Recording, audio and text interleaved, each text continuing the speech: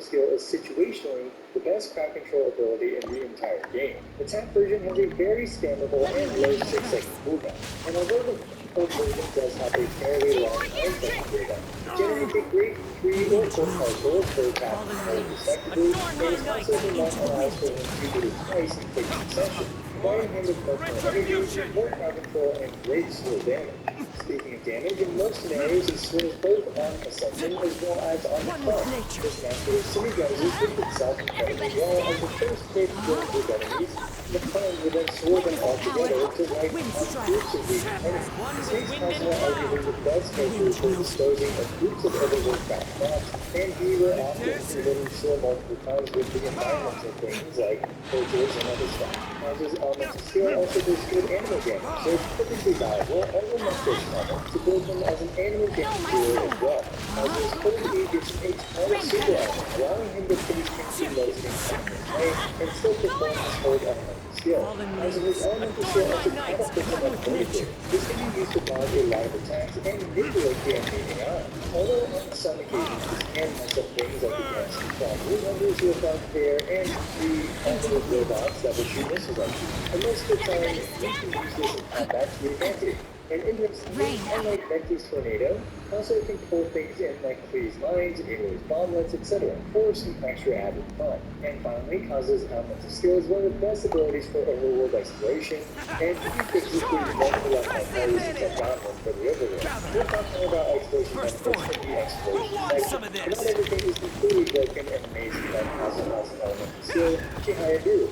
And next I'll be focusing on some of its huge times. The full animation, including the ascension and climb, is a bit long for an elemental skill, taking around 1.5 to 2 seconds for the tap and hold respectively. And more importantly, the climb portion of his elemental skill can cause issues, like knocking back certain enemies like wizards to the wall. The climb also shatters frozen enemies, but of course, Kazuha being one of the best characters in the entire game, actually has a workaround for one of his future enemies, which is the plunge issue, as he can glide cancel the tap version of his elemental skill to avoid the plunge and still descend very quickly. I haven't been able to glide cancel his 4D version, so there is that to keep in mind. We'll take glide for his elemental skills, which is the plunge issues, as he can glide cancel the tap version of his elemental skill to avoid the plunge and still descend very quickly. I haven't been able to glide cancel his 4D version, so there is that to keep in mind. And my god, that was just Kazuha's elemental skill, and I'm already tired of talking so much. We've got a lot more to talk about, but fortunately the next section, his basic attack, is going to be a very short section. Kazuha's basic attack, while really great work, is the most unremarkable part of his kit, despite looking pretty cool. But unfortunately, the anime used punch damage of his elemental skill actually scales off his basic attack time level. So unfortunately, in order to get the bonus out of Kazuha's elemental skill, you do need to level up his basic attacks. But this isn't absolutely necessary, as overall his punch damage does not make up the majority of his damage output. And after such a nice short section, we're about to go to number 11 again, as we talk about Kazuha's technically and in fact magically named elemental burst, Kazuha's slash.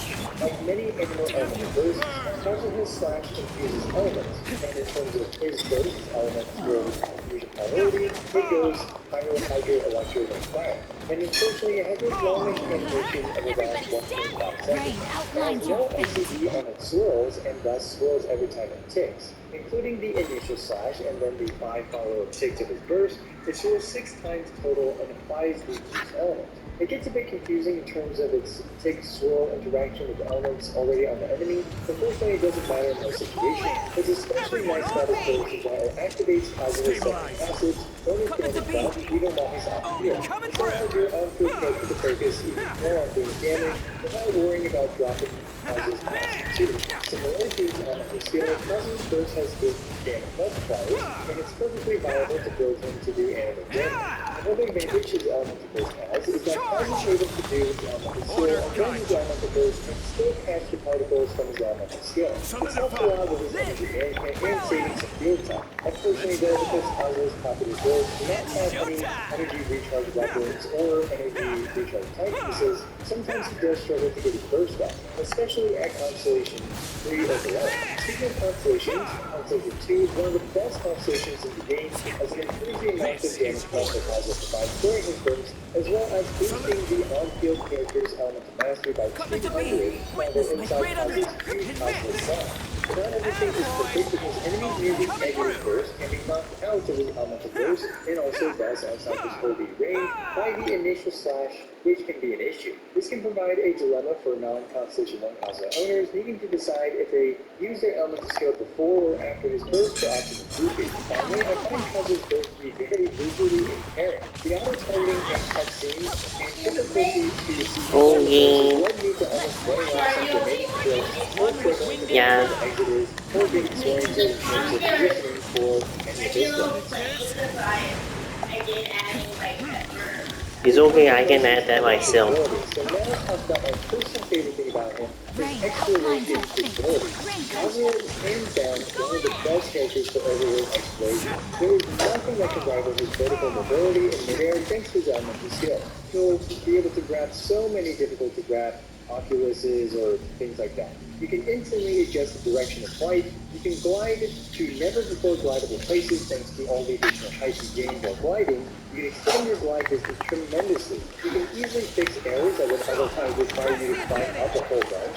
And really the possibilities are endless. On top of all that, Kazuha has the best access to exploration in my opinion, which is 20% reduction to stamina consumption while dashing. Combine this with the fact that he's animal, just slap on another animal teammate like Sayu, who has the best feelings, and now you've got animal resonance, which further reduces animal consumption by another 50%, and increases movement speed by 10%, and reduces cool time by 5%, which all leads to extremely enhanced efficiency for overworld exploration and saved me countless hours over the last year with our Oh yeah, he can fight infinitely with his elemental skill, and his elemental skill even boosts up monsters' carcasses drop, so you don't have to run around picking up each individual item all around the area. Lastly, Kazuha allows you to catch many twin crystal flies, and frankly, the only disadvantage of using Kazuha in the overworld is that I've gotten so dependent on using him that I cannot not use him for the overworld, after using him for so long. Next topic I always talk about in these is Kazuha free-to-play friendly? And the sad answer to that is absolutely yes. Yes to the point where Kazuha is one of the best characters in the entire game at almost all levels of investment for pretty much anyone's account. He's one of the best Constellation 0 characters in the game, and he has amazing Constellations 1 and 2. Admittedly, his Constellations 3, 4, and 5 are pretty mediocre, and his Constellation 6, while good, has its opportunity costs. Now, despite being exceptionally free-to-play friendly, building him is a bit trickier than most other pure support characters, since you really want Elemental Mastery main stat, Timepiece, Goblet, and Circlet.